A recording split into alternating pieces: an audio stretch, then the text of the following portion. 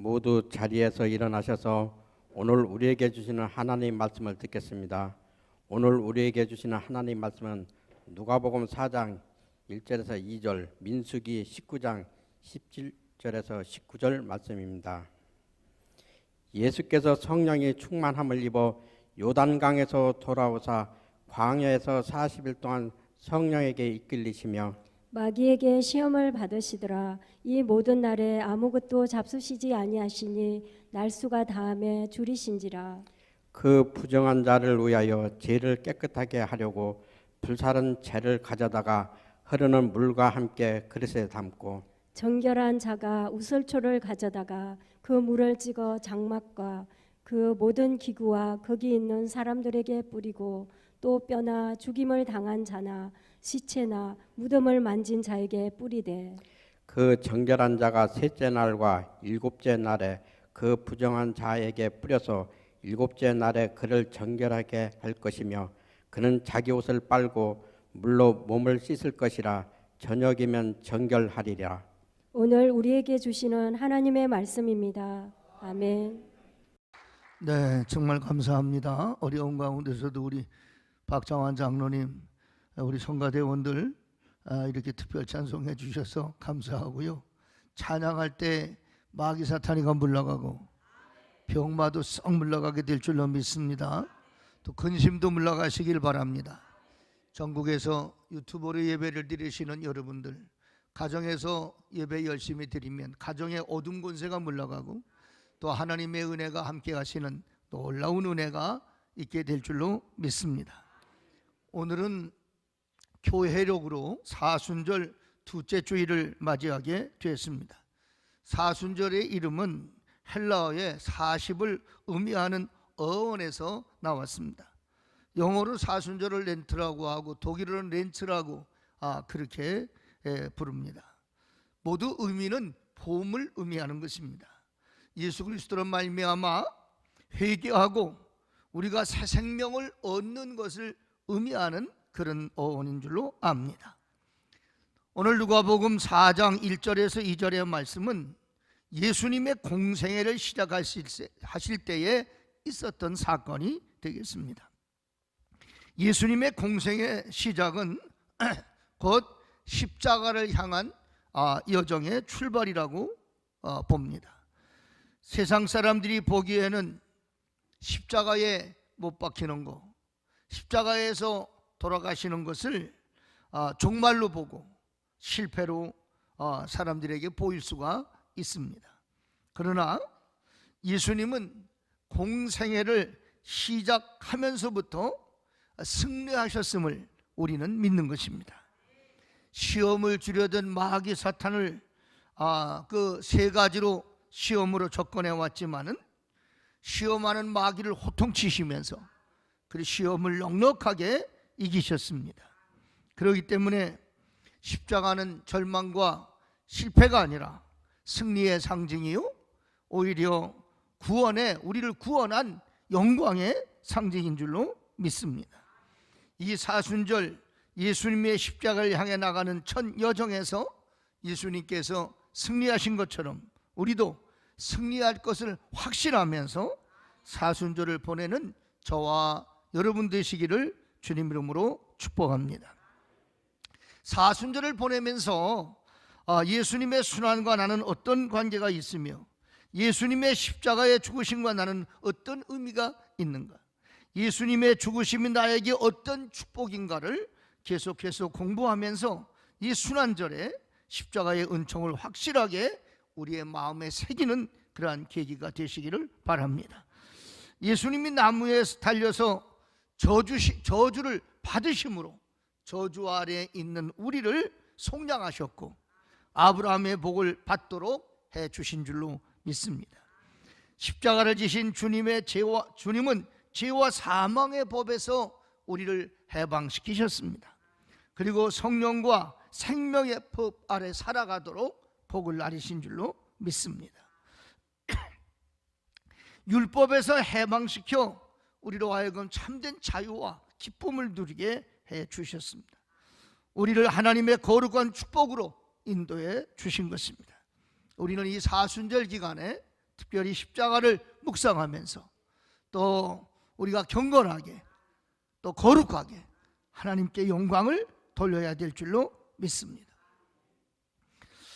한국 선교 초기에 우리 선교사님이 지프를 타고 시골길을 가다가 길거리에서 그 보따리를 이고 가는 할머니 한 분을 태워드렸대잖아요. 근데 이 할머니가 이 카브를 돌 때마다 아이고 그런 소리를 내더란 말이에요. 그래서 운전하던 선교사님께서 왜 그러나 돌아보니까 그 할머니가 그 차에 앉았는데 머리에 보따리를 이고 앉았더라는 거예요. 그 할머니 왜 그 보따리를 이고 계세요? 내려놓고 계시죠? 그랬더니 차에 태워준 것도 고마운데 보따리까지 어떻게 내려놓을 수 있냐고, 그리고 이고 계시더라는 것입니다. 우리는 이 이야기를 들으면서 웃지만은 사실 그 모습은 우리들의 모습이 아닌가. 왜냐고 하면 우리는 주님께서 십자가에 못 박아 죽으심으로 우리를 죄와 사망의 법에서 완전하게 구원해 주셨습니다. 그렇기 때문에 우리의 근심의 근원이 되고 병마의 근원이 되고 염려와 눈물의 근원이 되는 죄를 완전히 정복해 주셨기 때문에 우리가 예수의 십자가의 보혈로 용서받고 구원받은 사람들은 이 땅에서 염려와 상관없이 근심과 상관없이 그런 것들을 다 이기고 하나님께 영광을 돌리는, 그래서 이 땅에서부터 하늘의 영광을 누리며 사는 것이 신앙생활인 줄로 믿습니다. 그렇기 때문에 이 세상의 염려와 근심은 광풍도도 같이 우리에게 달겨들지만 우리는 거기 휩싸이는 것이 아니라 주님 십자가의 보혈로 이겼기 때문에 오히려 근심과 염려를 호통치면서 하나님 주시는 자유와 기쁨을 누리는 삶을 살아야 될 줄로 믿습니다. 주님께서 십자가에서 다 이루었다, 이 말씀은 십자가에서 모든 우리의 죄뿐만이 아니라 질병과 염려와 근심과 걱정도 주님이 십자가에서 다 해결하셨다는 말씀인 줄로 믿습니다. 그러므로 우리가 예수 그리스도의 십자가의 공로, 보혈의 공로를 믿는 사람들은 주님께서 우리 모든 죄를 속량하시고 죄와 사망의 법에서 우리를 해방시키시고 가난과 저주와 심판까지도 깨끗하게 주님께서 해결해 주셨다는 사실을 믿는 것입니다. 그래서 우리는 이제 죄 아래 있는 것이 아니라 하나님의 은혜 아래서 용서의 기쁨과 구원의 기쁨을 누리면서 하나님 앞에 영광 돌리며 사는 삶이 되어야 될 줄로 믿습니다. 그렇다면 이 사순절을 지나는 우리 성도의 자세는 어때야 되는가? 첫째는 사순절에는 참된 회개와 속죄가 있어야 하는 것입니다. 초대교회는 사순절의 첫날 성의 수요일을 속죄일로, 말하자면 금년 같으면 26일이죠. 속죄일로 시작을 하게 되는데 그래서 이 날을 제수요일이다 이렇게 부릅니다.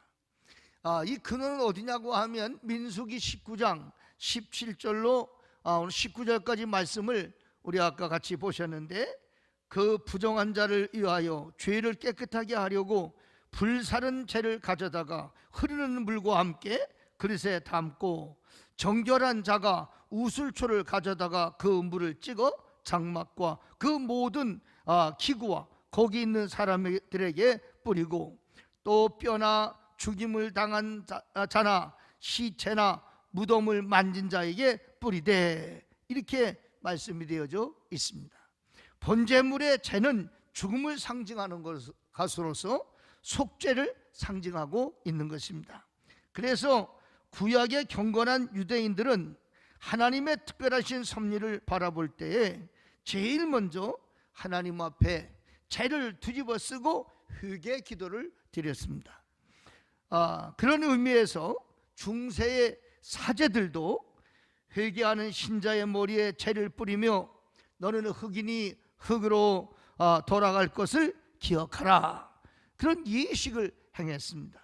오늘까지도 로마 캐톨릭 신자들은 제 수요일에 모여온 성도들에게 죄를 용서받은 표로서 이마에 죄를 찍어 바릅니다. 물론 지금 개신교에서도 또 이런 예식을 하는 사람들도 있습니다. 그러나 이것은 의식에 불과합니다.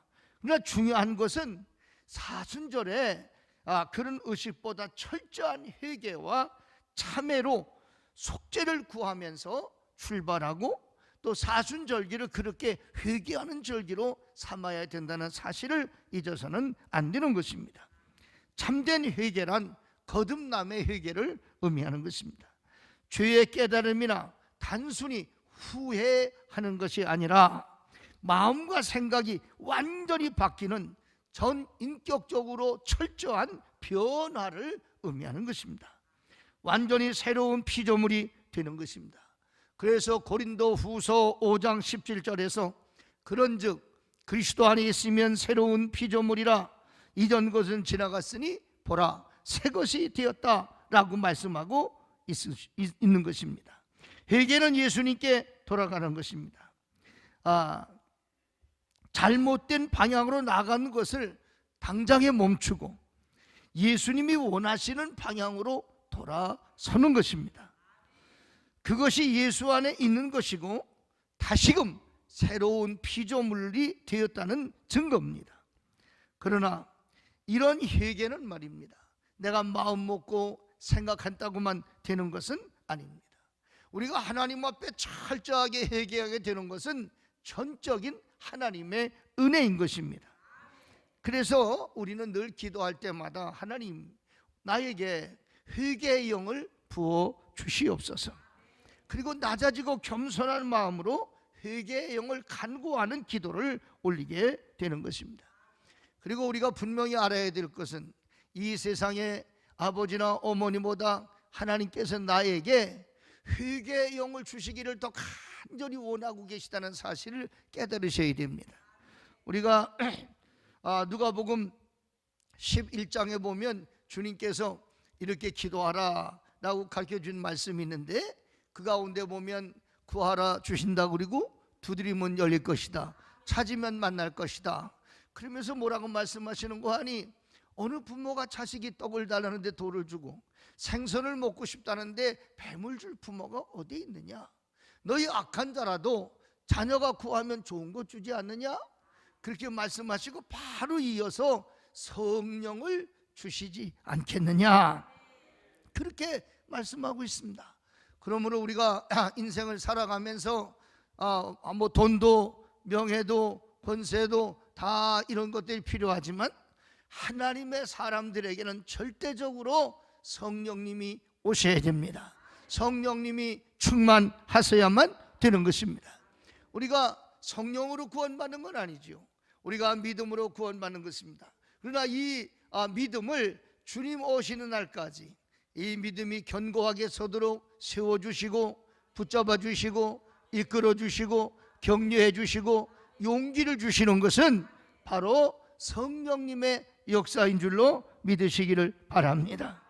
저는 우리 성도 여러분들께서 이 사순절을 지나면서 특별히 코로나19와 싸워가면서 철저하게 하나님께 회개하고 하나님께 겸손하게 엎드리는 그런 하나님의 사람들의 자세를 잃지 말아야 되리라고 믿습니다. 1982년 미국의 범죄학자 제임스 윌슨과 조지 캘링이라고 하는 사람이 쓴 책이 있는데 깨진 유리창의 이론이다, 이런 글을 썼습니다. 사회 무질서에 관한 논문인데 깨진 유리창 하나를 방치해 두면은 그 지점을 중심으로 해서 범죄가 확산하기 시작하게 된다는 것입니다. 그래서 이 말은 무슨 말인가 하니, 사소한 무질서를 처리하지 아니하면 그 문제가 계속 이어질 가능성이 높다는 것입니다.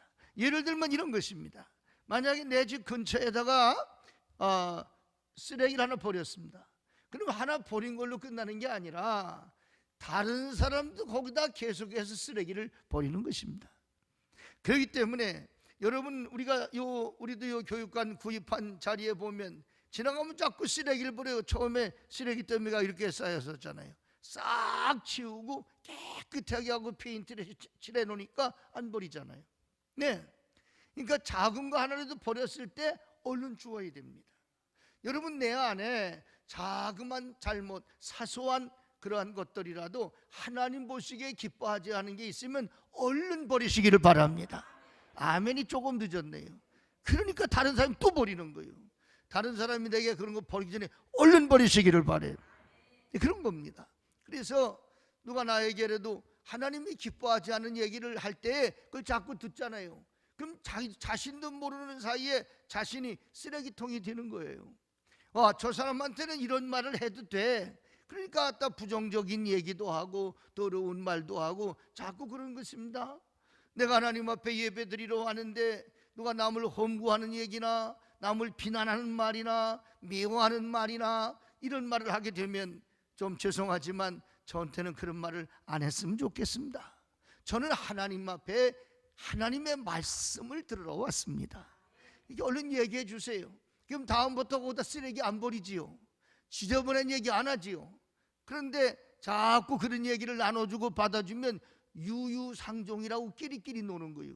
그래서 늘 부정한 사람은 부정한 얘기하는 사람끼리 모이고요, 늘 긍정적인 이야기를 하는 사람들은 늘 긍정적인 얘기를 하는 사람끼리 모이는 것입니다. 나는 사랑하는 여러분들, 이 제임스 웰슨과 조지 캘린이라고 하는 사람이 깨진 유리창이 주는 교훈은 신앙생활은 우리에게도 상당한 의미가 있는 것입니다. 여러분, 우린 조그만 거 한 가지라도 그 대수롭게 여겨서는 안 됩니다. 귀하게, 아주 중하게 여기고 어떤 잘못이라도 하나님 앞에 내놓고 하나님으로부터 용서받는 지혜가 있으시기를 바랍니다. 여러분, 회개라고 하는 것은 얼마나 좋은 건지 아시나요? 회개라고 하는 것은 어떤 잘못을 하고도 하나님 품에 다시 안길 수 있는 방법은 회개밖에는 없어요. 한번 생각해 보세요. 이보다 더 귀한 게 뭐가 있어요? 잘못을 했는데도 하나님 품에 다시 품 안으로 안길 수 있는 방법은 회개밖에는 없다. 회개하지 않으면 우리는 하나님 품 안에 다시 거할 수가 없는 것입니다. 2020년 이 사순절을 지나시면서 또 코로나19라고 하는 전례 없는 이 감염병과 싸우면서 우리 사랑하는 성도 여러분, 철저하게 회개하고 또 하나님 앞에 속죄의 은총을 누리면서 주님 품으로 파고들고 주님 안에 거하는 참된 복을 누리는 우리 대형 가족들 되시기를 축복합니다.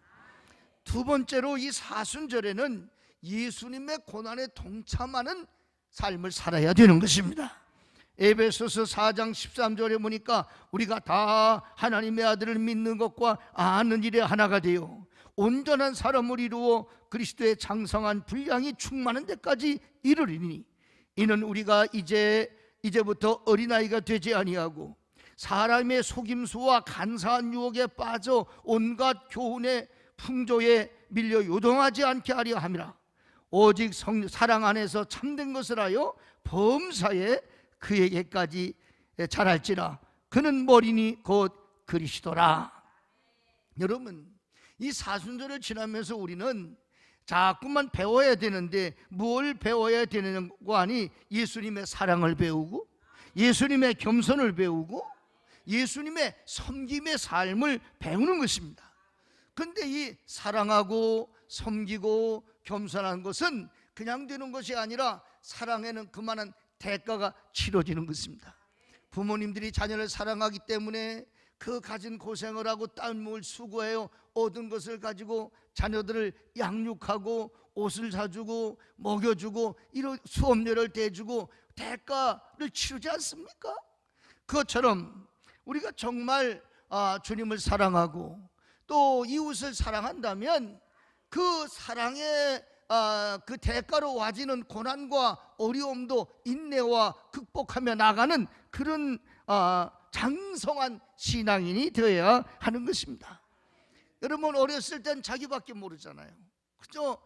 맛있어도 내가 먹어야 되고 좋은 것도 내가 가져야 되고, 점점 커나가면서 양보하는 것도 배우고 또 주는 것도 배우고 인내도 배우고, 그래서 철이 들어가면 말이 달라지잖아요. 또 행동이 달라지잖아요.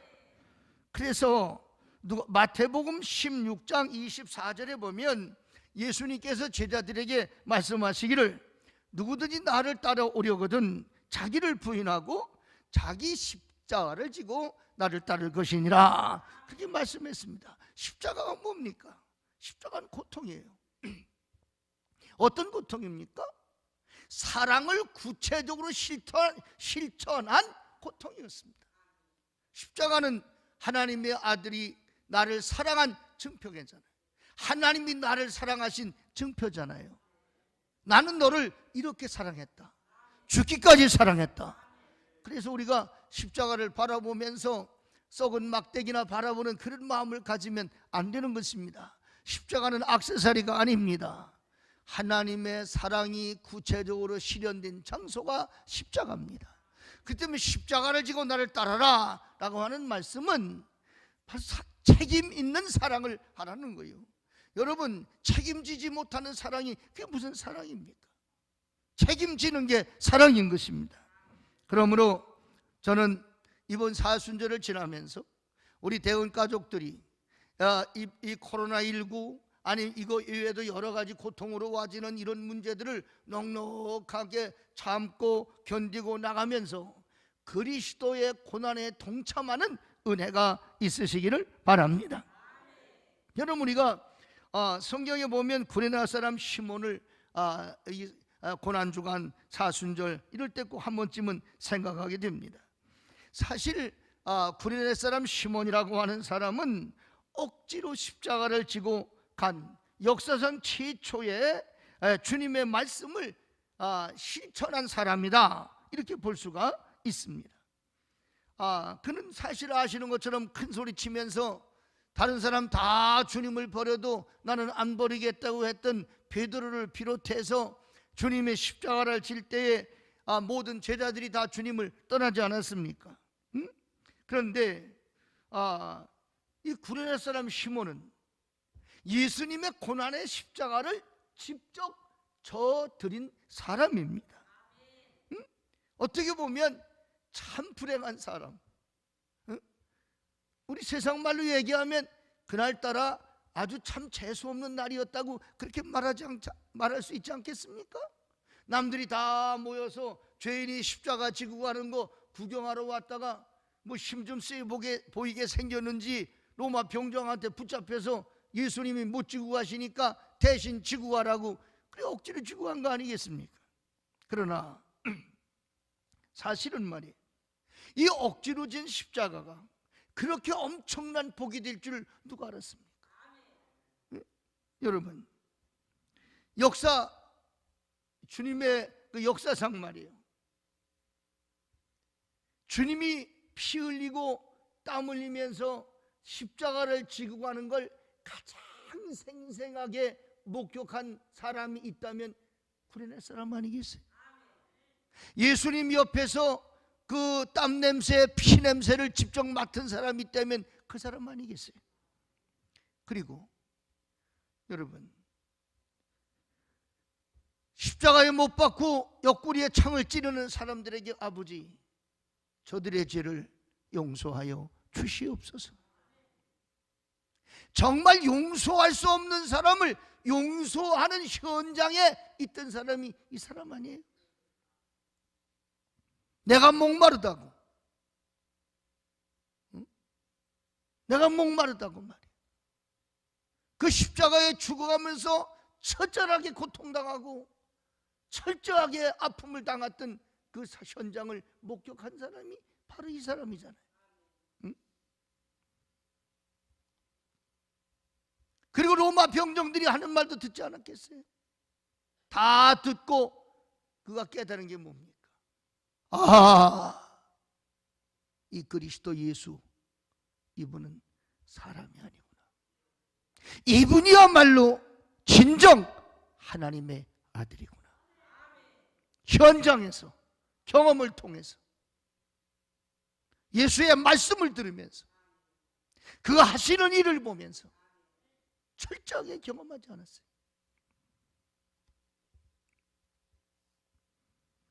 그러니까 로마서 16장 13절에 보면은 주 안에서 택함을 입은 루포와 그의 어머니에게 문하노라. 그 어머니는 곧 내 어머니니라. 바울이 한 말입니다. 루포가 누굽니까? 이게 구레네 사람 시몬의 아들이잖아요. 그의 어머니니까 시몬의 아내 아니겠어요? 그 아내도 그 자녀들도 다 예수를 구주로 영접을 하고 하나님의 사람으로 구원받는 은혜가 그 집에 임하지 않았습니까? 다른 사람은 몰라도 가족들에게 말하지 않았겠어요? 내가 오늘 예수님을 가까이서 봤다. 그의 피 흘림의 의미를 나는 알았다. 그분의 음성을 내가 들었다. 그분의 피 냄새를 내가 맡았다. 그분은 그리스도다. 하나님이다. 그리고 복음을 전했기 때문에 그 아들도 그의 아내도 그의 가족들이 초대교회에 아주 기둥같이 쓰임받는 그런 인물이 되지 않았습니까? 이 바울도 루포 그 구레네 사람 아들이죠. 그 아내 다 네가 문안을 해라. 그 바울 사도의 부탁이었습니다. 여러분, 우리가 산호라면 십자가를 져야 될 일이 있습니다.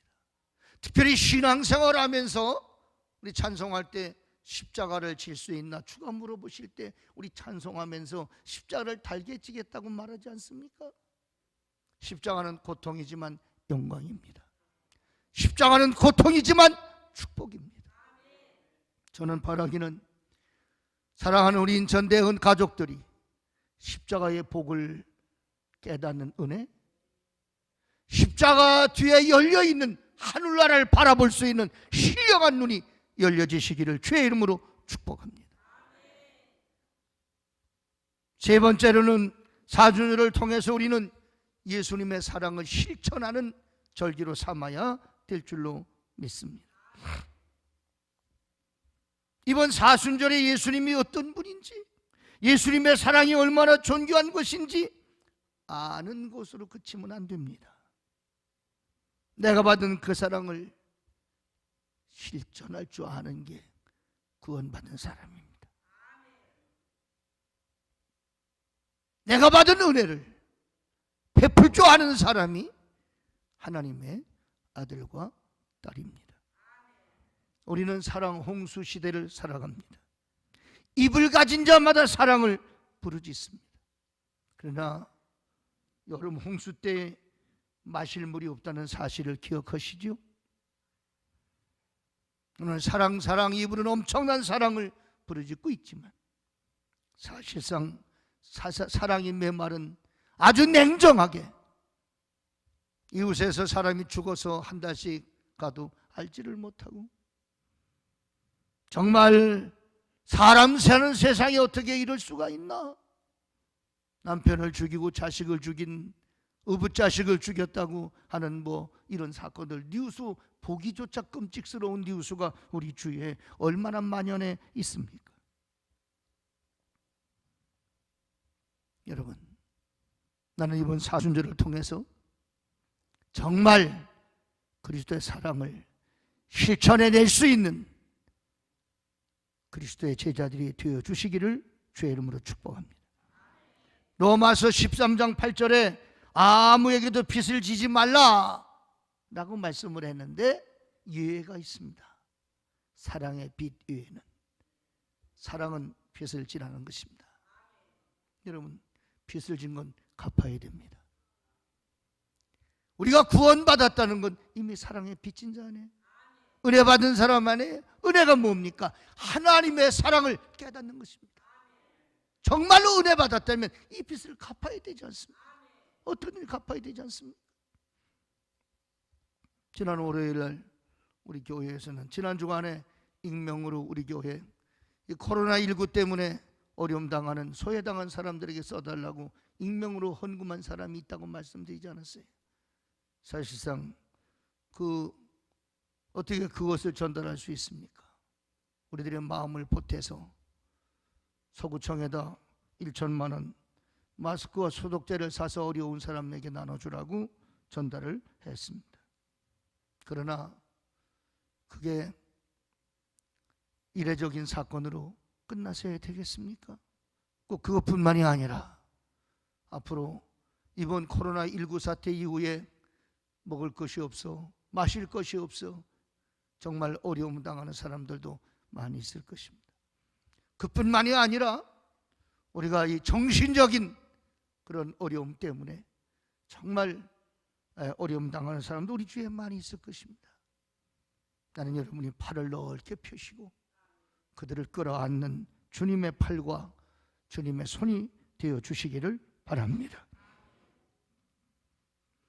마태복음 22장 말씀에 사두개인들이 예수님 앞에서 율법 중에 가장 큰 계명이 뭐냐고 물으실 때에 예수님께서 말씀하시기를 내 마음을 다하고 목숨을 다하고 뜻을 다하여 주 너희 하나님을 사랑하라 하였으니 이것이 크고 첫째 되는 계명이요 둘째는 이와 같으니 네 이웃을 네 자신같이 사랑하라 하였으니. 이웃 사랑하는 것, 하나님 사랑하는 것, 하나님 사랑하는 건 예배죠. 이웃 사랑하는 건 우리가 희생하고 섬기고 봉사하는 것입니다. 이것은 같은 것이라는 것입니다. 꼭 여러분들 사랑을 실천해내는 저와 여러분이 되셔야 되겠습니다. 2000년도에 7월 31일 날 91세의 일기로 한국 땅에 묻히고 싶었던 그런 분이 있었습니다. 1955년도에 목재상을 해서 돈을 많이 벌고 6명의 자녀가 있었는데 한국 전쟁으로 인해서 고아가 된 고아 8명을 데려다 입양을 했고 그는 한국에서 고아 87,500명을 전 세계 10개 나라에 입양을 하고 전 세계 20만여 명의 아이들에게 양부모를 소개한, 그리고 자신의 전 재산을 여기 투자하며 산 사람이 있습니다. 자신은 세상을 떠날 때 그 양자녀들이 주었던 허름한 이불과 몇 가지 옷만 남겨놓고 세상을 떠난 홀트 아동복지의 설립자 홀트 여사입니다. 여러분 그렇습니다.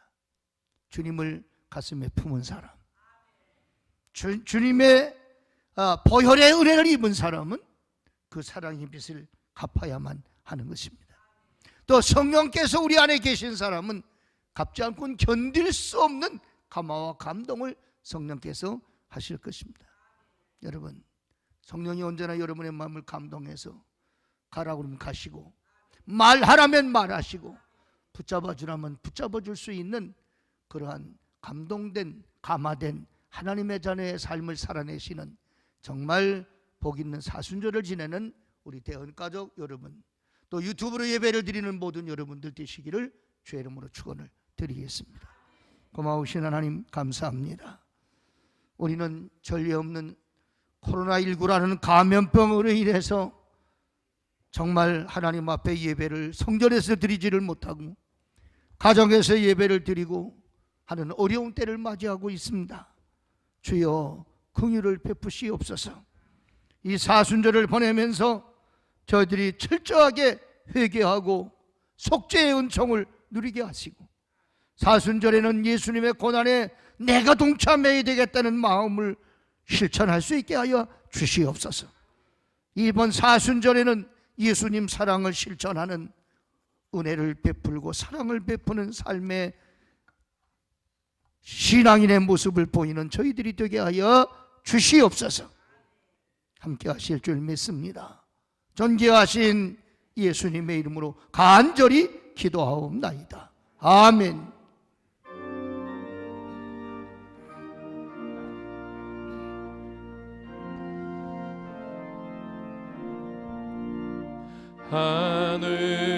하늘에 계신 아버지 이름 거룩하사 주님 나라 임하시고 뜻이 이루어지리다.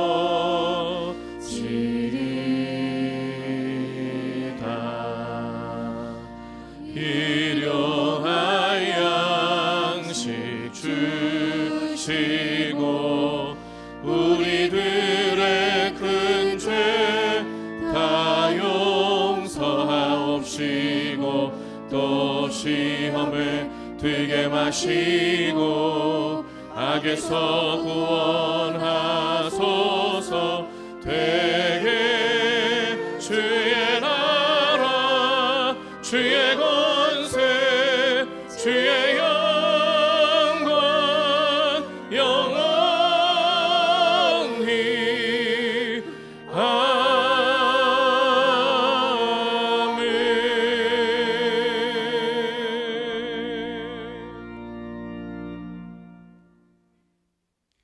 그리스도의 군사들이여 성령의 도우심으로 선교와 봉사를 위해 세계를 향하여 나아갈지어다. 주여 우리와 동행하여 주시옵소서. 이제는 십자가에서 물과 피를 다 쏟으시고 죽으심으로 부활하심으로써 우리를 구속하시고 영원 나라를 보장하신 우리 주님 예수 그리스도의 은혜와 우리를 사랑하시되 하나밖에 없는 독생자도 아끼지 않고 내어주신 하나님의 극진하신 사랑하심과 지금도 우리 안에서 주의 사랑을 실천하고 그리스도의 고난에 동참하며 철저하게 회개하며 하나님의 사람으로 복되게 살라고 역사하시는 성령님의 감화, 감동, 위로, 충만, 교통하심이 코로나19로 인해서 고통당하는 환자들과 의료진과 섬기는 분들 그리고 하나님 앞에 예배 올리며 나가는 성도들 머리 위에와 이 땅 온 하늘 백성들 위에 영원히 복이 되시옵기를 간절히 축원하옵나이다. 아멘. 믿습니다. 아버지